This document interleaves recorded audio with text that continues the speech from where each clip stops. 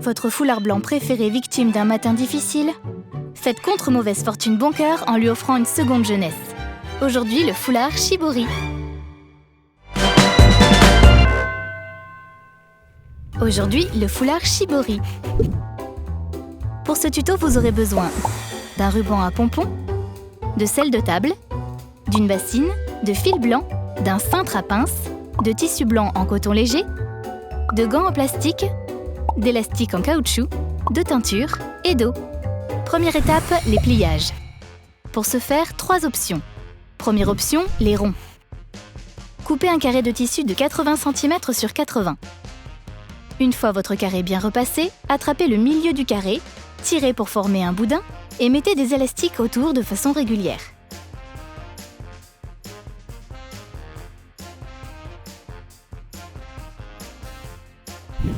Deuxième option, les lignes. Avec un autre carré, à l'aide du fer à repasser, pliez en accordéon le tissu sur environ 6 cm de large. Puis, mettez des élastiques de façon régulière pour le maintenir en place.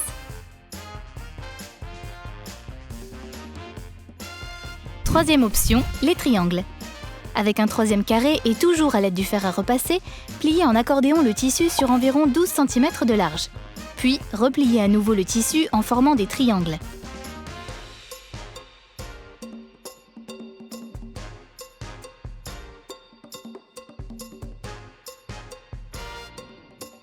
Mettez 2 élastiques afin de maintenir le pliage. Deuxième étape, la teinture. Commencez par protéger votre espace de travail. Remplissez ensuite une bassine d'eau chaude, puis enfilez vos gants.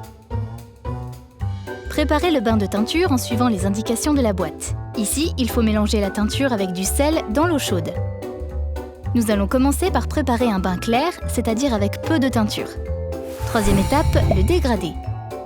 Avant de teindre les pliages réalisés précédemment, nous allons faire un joli tie and dye. Coupez dans le tissu blanc un grand rectangle de la taille souhaitée pour un foulard. Pliez-le en deux et accrochez-le ainsi sur le cintre à pince. Mouillez-le dans l'eau chaude. Puis, trempez le tissu, mais pas entièrement dans le bain et faites un mouvement de va-et-vient.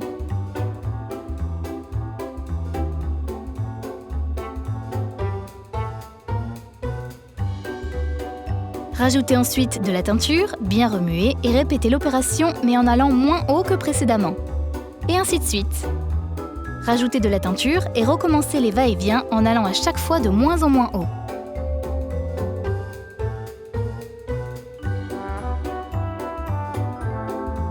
Et voilà, laissez sécher. Vous pouvez maintenant plonger dans votre bain de teinture les 3 pliages. Patientez 30 minutes.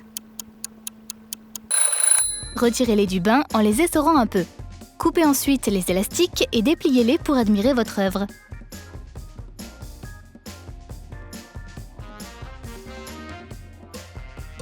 Laissez sécher.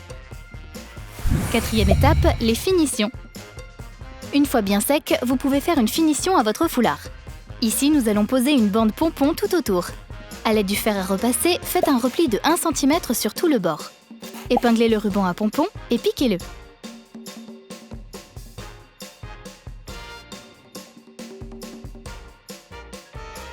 Et voilà, un foulard Shibori dans la plus pure tradition nippone.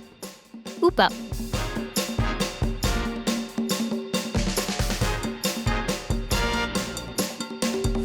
Abonnez-vous à notre chaîne YouTube.